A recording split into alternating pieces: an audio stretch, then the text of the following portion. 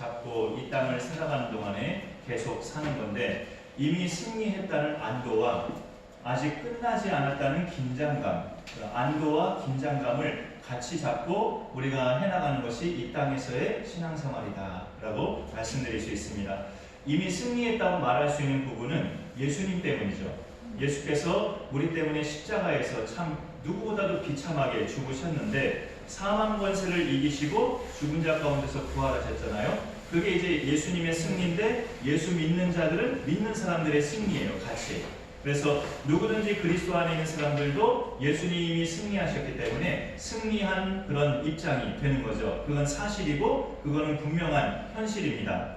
요한일서 5장에 보면 세상을 이기는 승리는 이것이니 우리의 믿음이라. 무슨 믿음입니까? 예수께서 하나님의 아들이심을 믿는 믿음. 예수께서 하나님의 아들이심을 믿는 자가 아니면 세상을 이기는 자가 누구냐? 라고 말씀하고 있죠.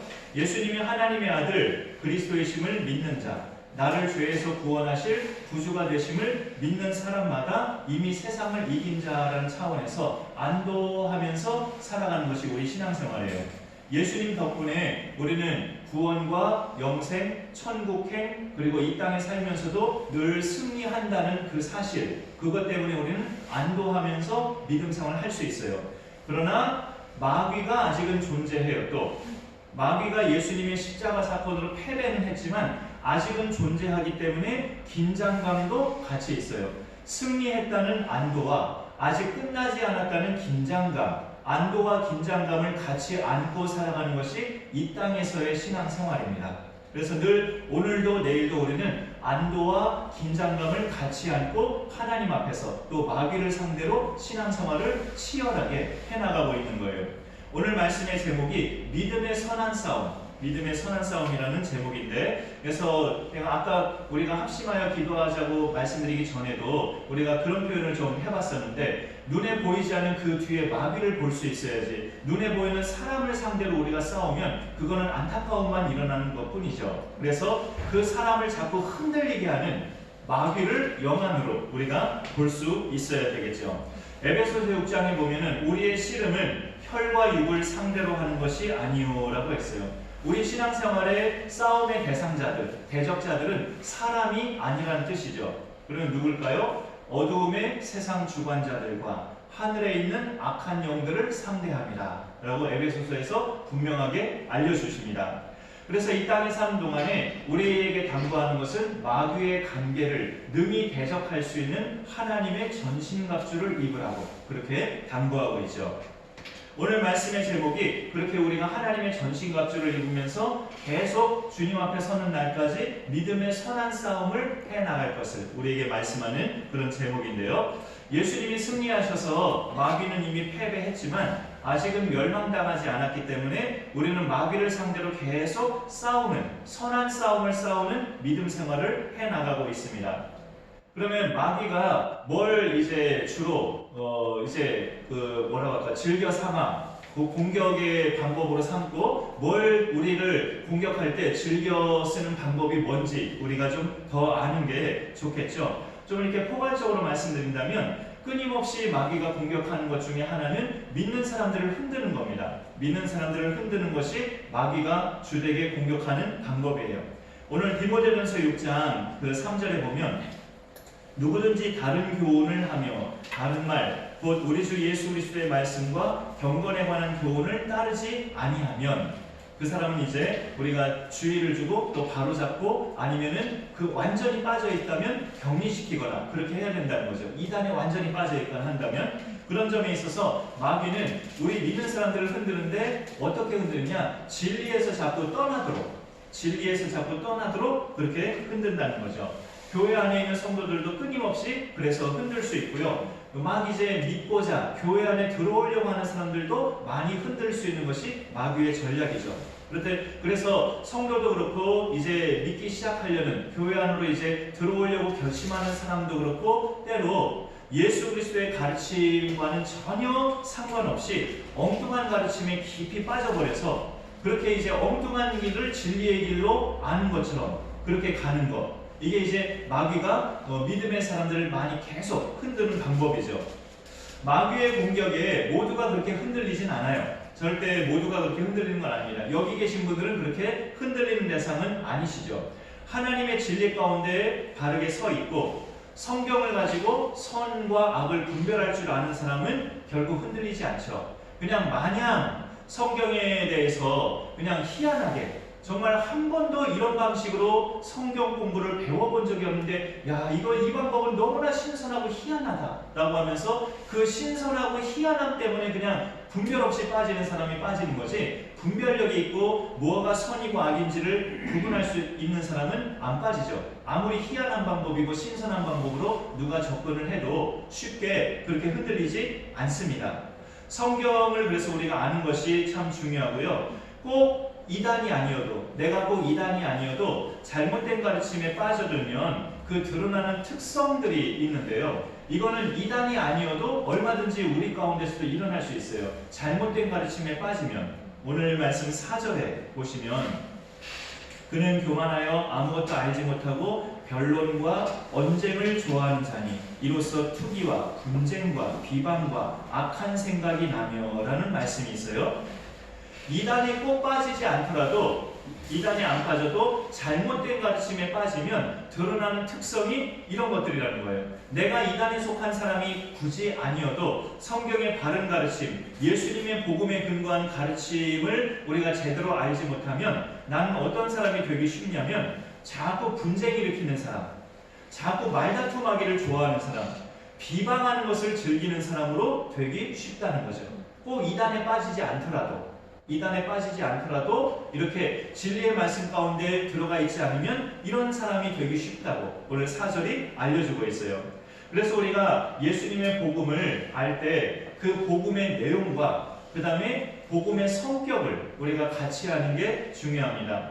복음의 내용은 아주 간단하게 예수님이신데 예수님의 죽으심과 부활하심이에요. 그게 복음의 내용입니다. 그리고 그 두 사건이, 예수님의 죽음과 부활, 이 두 사건이 나 때문에 일어난 사건임을 믿는 게 예수 믿는 거예요. 예수님의 복음은 예수님의 죽으심과 부활하심인데 이 두 사건이 나 때문에 발생한 사건이라고 믿는 게 복음을 믿는 거고 예수님을 믿는 겁니다. 왜 예수님이 십자가에 달려 죽으셔야 했고 부활하셔야 됐느냐? 나 때문에. 전적으로 나 때문이라고 믿는 게 복음을 믿는 거고 예수 믿는 거예요. 그게 이제 복음을 제대로 받아들인 사람입니다. 그리고 그 복음의 내용이 바로 그건데, 예수님의 죽음과 부활하심, 복음의 성격이 또 있어요. 복음의 성격. 그것은 누구든지 그 어떤 자격 조건이 없어도 오직 예수님의 피 흘려 죽으신 그 공로로만, 그리고 아들을 죽이신 그 하나님의 은혜로만 우리는 구원받았다는 사실, 이게 복음의 성격이죠. 내용은 예수님의 죽으심과 부활하심, 이게 주된 내용이지만 그 내용의 근거에서 복음이란 게 도대체 뭐냐, 그 성격을 또 헤아려 본다면 누구든지 아무런 자격 없어도, 아무런 공로 없어도 오직 예수님의 그 흘리신 피로 구원받았다는 것, 그 아들을 그렇게 처절하게 죽게 하신 하나님의 은혜로만 우리가 구원받았다는 것, 이게 복음의 성격이죠. 그래서 복음은 우리가 내용도 잘 알아야 되겠지만 성격도 잘 알아야 되죠. 내용도 우리가 명확하게 알아야 이단에 빠지지 않고 잘못된 길로 빠지지 않지만 성격도 제대로 알아야 겸손해질 수 있어요. 내가 아무런 자격도 없는데, 내가 뭘 잘한 것도 없는데, 내가 하나님 앞에 자랑할 것도 없는데 이런 나 같은 것을 하나님이 예수님의 피로 구원해 주셨다. 복음의 성격을 아는 사람이 늘 겸손하게 이렇게 고백하는 거죠. 그래서 이렇게 복음의 성격까지 잘 아는 사람은 결코 남을 업신여기지 않습니다. 예를 들어서 두 가지 예를 든다면, 우리 교회에 누가 새로 오셨는데 굉장히 가난해 보이고 초라해 보이는 사람이 왔어요. 그럴 때 주님을 섬기듯이 섬기는 사람은, 그 초라해 보이고 가난해 보이는 그 처음 온 사람을 주님 섬기듯이 섬기는 사람은 복음을 제대로 아는 사람이에요. 복음의 성격을. 반대로 우리 교회에 또 누가 새로 왔는데 굉장히 불티가 나고 재력이 있어 보이고 많이 가진 사람처럼 보여요. 그런 사람이라 할지라도 굽신거리지 않고 오직 영혼을 사랑하는 마음으로만 반갑게 맞이해주는 사람, 복음을 제대로 아는 사람이에요. 그 복음의 성격을. 그리고 또 우리가 서로 교제할 때 교제하는 중에 누가 자꾸 어느 지체의 약점을 말하고 허물을 자꾸 말하려고 할 때 지혜롭게 이야기를 전환하는 사람, 복음을 아는 사람이에요. 누가 반대로 어떤 지체를 자꾸 칭찬하려고 할 때 내가 거기에다 양념을 적당히 뿌려서 그 칭찬의 맛을 더 내는 사람, 복음의 성격이 뭔지를 아는 사람이에요. 우리가 이런 복된 사람 될 수 있기를 소망합니다. 믿음의 선한 싸움에서 가장 중요한 것은 검에 해당하는 하나님의 말씀인데 특히 예수 그리스도의 말씀이에요. 오늘 그 3절에 있었죠. 누구든지 다른 교훈을 하며 바른 말이 뭡니까? 곧 우리 주 예수 그리스도의 말씀. 이렇게 나와 있죠. 바른 말은 우리 주 예수 그리스도의 말씀이라고, 바로 복음이라고 알려주고 있습니다. 이런 복음을 바로 알아야 다른 교훈에 빠지지 않고 마음이 부패해지지 않는다 라고 말씀하는데 5절에 마음이 부패해지고 진리를 잃어버려 경건을 이익의 방도로 생각하는 자들의 다툼이 일어나느니라. 예수 그리스도의 말씀, 그 바른 말을 제대로 알지 못하면 마음이 부패하여져서 진리를 잃어버리고 진리 가운데서 떠나버리고 경건을 이익의 방도로 생각한다 라고 되어 있습니다. 그 경건을 이익의 방도로 생각한다는 것은 그 신앙생활, 경건생활을 돈벌이 수단으로 생각한다는 그런 이야기죠. 성도나 지도자나 할 것 없이 이렇게 마음이 부패해지고 복음, 바른 말씀에서 떠나버리면 그렇게 된다는 거죠. 그 이단의 특성이 잘 아시겠지만 그거죠. 거기에 빠져있는 사람들을 자꾸 미혹하여서 집도 팔게 하고 거액의 돈을 어떻게든 갈취하게 내서 교주와 그 관계자들의 몫으로 챙기는 그런 경건의 이익의 방도로 그렇게 생각하는 자들이죠.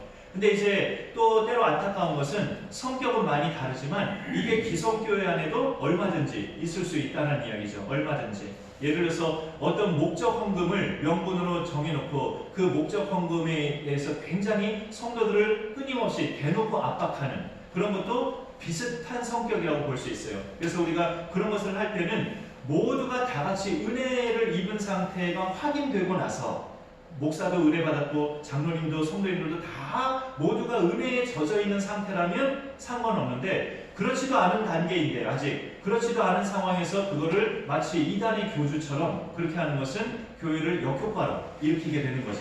그런 점은 이제 은혜가 과연 우리 교회 가운데 잘 흘러가고 있느냐 아직은 그렇지 못하느냐를 잘 파악하고 그런 걸 해야 되겠죠. 한다면. 그런 점에 있어서 우리는 결코 이단과는 다른 그런 교회인 것을 우리가 자꾸 확인하면서 이런 부분에 있어서 하나님의 은혜로 우리는 해야 된다는 것을 늘 기억하면서 그렇게 살아야 될 줄로 압니다. 은혜 가운데서 자연스럽게 정말 되면 강조하지 않아도 누구나 다 자원해서 헌신하게 되고 또 하나님께 드리게 되고 하는 것이 기쁨으로 할 수 있게 되죠. 그리고 목적이 분명하다면 목적이 애매하지 않고 목적이 분명한 그런 것을 비전으로 제시하면 다 마음이 움직이기 때문에 그렇게 하게 되죠. 근데 이단은 그런 목적이 분명한 것도 아니고 애매모호한 상태에서 갈취하듯이 그렇게 긁어내는 거기 때문에 절대 성경적이지 않죠. 경건을 이익의 방도로 생각하는 오늘 말씀처럼 그런 거에 대표적인 해당자들입니다. 우리가 항상 쉽게 또 생각하지 말아야 될 것 중에 하나가 이게 또 신앙관에 따라서 조금 이렇게 생각할 수도 있고 다르게 생각할 수도 있는 부분인데요. 물질적인 풍요로움이 꼭 믿음의 훌륭함과 비례하다고 생각하는 것은 조금 조심해야 됩니다. 그런 대상들도 있지만 아닌 대상들도 있어요. 그게 그렇게 잘 연결된 사람은 제일 최상의 복된 상태라고도 볼 수 있죠. 근데 물질이 적어도 믿음이 훌륭한 사람도 많습니다. 반대로 아직은 믿음이 훌륭하지 않은데 이미 물질의 복을 먼저 받은 사람도 많이 있습니다. 서로 상관없이 그렇게 한쪽만 먼저 받은 사람도 많아요. 반드시 꼭 그렇게 물질의 복을 풍요롭게 받은 것은 믿음이 훌륭해서야 라는 게 꼭 모두에게 비례하지는 않아요. 비례한 사람도 가끔은 있지만 그리고 예수님 잘 믿고 성실하게 살았더니 물질의 복을 받은 경우도 있잖아요. 그게 분명히 또 하나님이 약속하신 부분이기도 하기 때문에 근데 만약에 그것 때문에 또 교만에 빠진다면 교만해진다면 그건 또 신앙은 아니에요. 교만에 안 빠져야 되겠죠. 근데 물질의 풍요로움이 누려진 상황인데 교만에 안 빠진다. 그것도 여간 어려운 일이 아니죠. 사실 믿음의 훈련이 그래서 계속 필요해요. 믿음의 선한 싸움이라는 것은 그 대상은 마귀지만 나 자신과도 끊임없이 말씀 앞에서 싸우는 것이 또 믿음의 선한 싸움입니다. 이런 경우도, 지금 예를 든 이런 경우도 경건을 이익의 방도로 생각하는 거예요. 예수 잘 믿으면 돈도 잘 번다. 내가 이렇게 풍요롭게 사는 것은 믿음 생활을 남들보다 잘해서다. 글쎄요. 그게 자기의 진솔한 고백이라면 크게 문제될 건 없어요. 나만의 진솔한 고백이라면. 그런데 만일에 이런 생각을 품으면 성경 말씀과는 좀 어긋난 믿음이에요. 지금보다 내가 더 큰 집에서 살고 싶은데, 지금보다 좀 더 좋은 차를 타고 싶은데, 그러기 위해서는 내가 교회를 더 자주 와야겠다. 이렇게 연결이 되면 그건 이제 잘못된 믿음의 길로 나가는 거죠. 하루에 성경도 내가 더 많이 읽어야 되겠다. 교회 봉사도 남들보다 몇 가지 더 많이 해야 되고, 예배도 빠지지 않고 내가 잘 드려야겠다. 왜? 지금보다 더 풍요롭게 살고 싶어서. 이러면 목적 자체가 어긋난 거죠. 목적 자체가. 이거는 경건을 이익의 방도로 생각하는 대표적인 예입니다. 우리가 봉사를 더 잘해야 되는 목적, 예배를 더 잘 드려야 하는 목적이 뭡니까? 하나님을 위해서죠. 하나님을 위해서지 내가 지금보다 더 잘 살기 위한 목적이 아니거든요. 그거는 2단까지는 아니지만 2단의 사촌은 해당돼요. 2단의 사촌인 거죠. 내가 지금 예배를 이렇게 잘 드리는 목적, 교회를 잘 섬기는 목적이 지금보다 더 풍요롭게 살고 싶어서 그렇게 하는 목적이라면 2단은 아니지만 2단의 사촌은 돼요. 우리가 그렇게 진리를 바로 분별해서 그런 이 경건을 이익의 방도로 생각하는 그런 우를 범하지 않기를 소망합니다. 이 땅을 사는 동안에 믿음의 선한 싸움을 잘 싸우려면 아까 먼저 말씀드린 것처럼 바른 말, 예수 그리스도의 말씀을 바로 알고 그 복음을 바로 따라야 되지만 그 복음을 바로 따르는 증거 중에 하나가 돈을 사랑하지 않고 하나님을 사랑하는 거예요. 예수님의 복음을 내가 바로 지금 따르고 있는가? 그 증거 중에 하나가 돈을 사랑하지 않고 자족하는 삶이에요. 돈을 사랑하지 않고 자족하는 삶을 우리가 누리고 산다면 지금 내가 예수님의 복음을 잘 따르고 있다는 증거입니다. 오늘 말씀에 우리 6절에 보면 그러나 자족하는 마음이 있으면 경건은 큰 이익이 되느니라 라고 말씀하고 있어요. 늘 말씀드리지만 우리가 성경대로 믿음 생활하고자 힘쓰면 하나님 우리가 살아가는 거 책임져 주십니다. 어느 만큼 책임져 주시냐면 8절에 있는 것처럼 8절에 있죠. 먹을 것과 입을 것이 있은즉 족한 줄로 알 것이라는 이 말씀처럼 먹을 것과 입을 것을 족하게 주셔요. 족하게. 우리가 성경 말씀대로 그렇게 믿음 생활을 하고자 힘쓰면 하나님께서 먹을 것과 입을 것은 족하게 주신다고요. 그래서 우리가 예수님 붙잡고 살고자 하면 이런 부분을 우리가 확실하게 믿고 무엇을 먹을까 무엇을 입을까 마실까 염려하지 말라 하신 예수님 말씀처럼 사는 것이 믿음 생활입니다. 사탄이 우리를 흔들려는 것은 아까 말씀드린 것처럼 우리 신앙인데 신앙을 자꾸 흔들어서 진리에서 떠나게 하고 잘못된 길로 빠지게 하는 것이 사탄이 제일 1순위로 흔들려는 부분인데 그에 맞물려서 또 같이 우리 마음을 흔드는 것은 돈을 사랑하게 만드는 거죠. 돈을 사랑하게 만드는 거예요. 예수님을 사랑하고 예수님을 전부로 알고 사는 것이 성경의 신앙인데 그러지 않고 돈을 사랑하고 돈이 전부인 것처럼 살려고 할 때 결과는 믿음에서 떠나게 됩니다. 오늘 말씀 10절에 있어요. 돈을 사랑함이 일만하게 뿌리가 되나니 이것을 탐내는 자들은 미혹을 받아 믿음에서 떠나 많은 근심으로써 자기를 찔렀도다 라고 말씀하고 있습니다. 마귀의 전략은 예수님의 진리에서 우리를 떠나게 만드는 건데 그 대표적인 구체적인 방법 하나가 자꾸 돈을 사랑하게 만들어서 결국 믿음에서 떠나게 만드는 이것이 마귀의 전략인 줄을 우리가 잘 기억하면서 언제나 우리가 영적 분별력 있게 하나님의 전신갑주를 입는 믿음의 선한 싸움을 잘 싸워야 됩니다. 성경에 구약 성경에 그 신뢰가 되는 인물들이 간간히 있죠. 여호수아 시대에 그 큰 정말 성벽 여리고성은 하나님 말씀에 전적으로 순종해서 무너졌는데 그보다 훨씬 조그마한 만만해 보이는 아이성 싸움에서 왜 이스라엘 민족이 패했습니까? 그 숨겨진 아간이라는 사람을 하나님이 보시고 그 아간의 죄 때문에 별것도 아닌 아이성 싸움에서 패배하게 됐죠. 여리고성 싸움에서 그렇게 노략물을 취하지 말라고 여호수아가 분명히 하나님 말씀으로 명령했는데 이 아간이 시날산의 외투가 탐나고 또 은덩이가 탐나서 그거를 몰래 갈취해서 몰래 훔쳐서 자기 집에 숨겨두었죠. 그런 점을 볼 때 그런 물질의 탐욕이 그런 영적 싸움에서 이기지 못하게 하는 요소가 된다는 것을 우리에게 알려주고 있어요. 또 비슷한 사건이 엘리사 선지자의 사환 게하시도 바로 그런 예가 있죠. 나아만 장군이 그 나병을 안고 자기 집에 몸종으로 있던 어린 소녀가 이 우리 주인님이 이스라엘의 선지자를 만나셨더라면 병이 나았을 것입니다라고 복음을 알려주잖아요. 그 나아만이 그 어린 종의 말을 듣고 이스라엘 땅까지 찾아가서 엘리사 선지자를 맞닥뜨리고 처음에는 내키지 않았지만 요단강에 몸을 7번 담그라는 말에 믿져야 본전이니까 순종해 봤더니 정말 깨끗이 나왔잖아요. 나병이 우윳빛 쌀처럼 깨끗해졌다고 성경이 말하고 있죠. 그래서 이 나아만이 너무나 감사해서 엘리사 선지자에게 가져온 그 예물을 다 주려고 값비싼 보석의 옷들의 각종 예물이 있었는데 엘리사 선지자가 받지 않았어요. 그 옆에서 사환 게하시가 그걸 보면서 탐욕이 발동한 거죠.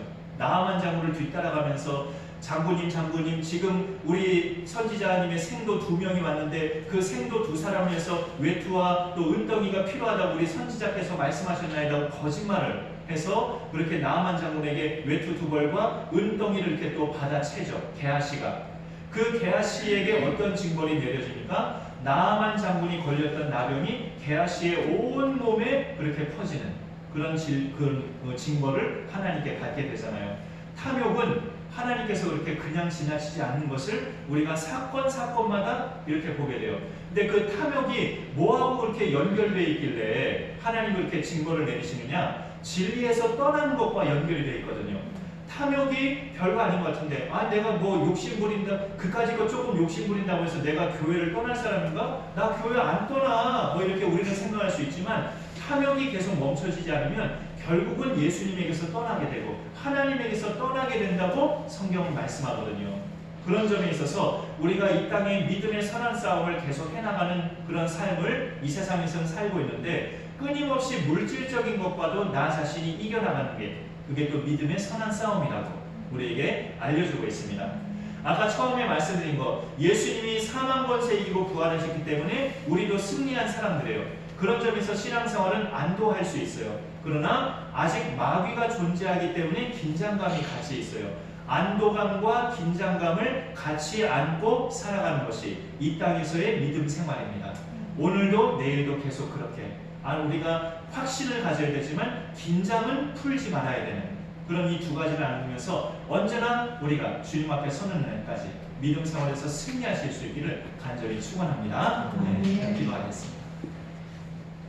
하나님 아버지 감사합니다. 오늘도 함께 하신 분들과 주의 말씀 나누며 오늘 이 수요 예배를 또 원군각처에서 이렇게 오신 분들과 함께 기쁨으로 예배하며 하나님 말씀을 나누게 하시니 감사드립니다. 이 땅을 사는 동안에 우리가 주님 앞에 서는 그날까지 믿음의 선한 싸움을 싸우라고 사도 바울이 하나님 말씀으로 젊은 종 디모데에게 권하는 오늘 말씀을 우리가 함께 나누었습니다. 우리가 주님 앞에 승리자로 멸류관 받을 그 자리에 서는 그날까지 우리가 이 땅에서 믿음의 선한 싸움을 늘 승리하는 삶으로 살게 하여 주옵소서. 예수 그리스도를 믿는 그 믿음으로 우리가 세상을 이길 수 있다고 성경은 분명하게 말씀하고 있으니 그 믿음 가지고 하나님 말씀 가지고 성령의 도우심으로 우리가 날마다 승리하는 믿음 생활이 되게 하여 주옵소서. 예수님의 이름으로 기도하옵나이다. 아멘.